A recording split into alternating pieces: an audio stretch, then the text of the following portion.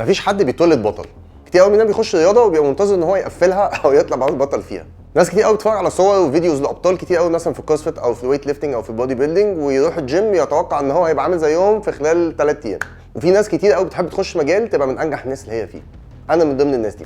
بس عشان توصل بجد، لما تخش فعلا في رياضه بجد هتفاجئ بحاجه، ان انت مش جامد، ان انت محتاج كتير قوي وشغل كتير قوي عشان تبقى جامد. بمعنى ان انا لازم ابتدي اتعلم تكنيك صح، ان انا ما كبرش واسمع للناس، وان انا اسمع كلام الكوتش بتاعي، وان انا ما ابتديش احمل على نفسي لود او حمل زياده في التمرين غير ان اكون متاكد ان انا بعرف اعمل موشن كويس وفاهم الرياضه صح. اوحش حاجه ممكن تعملها لنفسك ان انت تبقى داخل رياضه او جيم او كروسفيت او بودي بيلدينج او اي حاجه وفاهم نفسك جامد قوي، لان انت هتفاجئ ان انت مش جامد وهتلبس في وشك وهتحس ان انت فاشل. لازم من الاول تبقى مدي نفسك وقت كتير عشان توصل للي انت عايزه. لازم تبقى فاهم من نفسك ان الابطال ما بيتبنوش في يوم، وان انت هياخدك وقت كتير جدا لان انت تعرف تتعلم حاجات كتير وتبقى في المستوى اللي انت متخيله.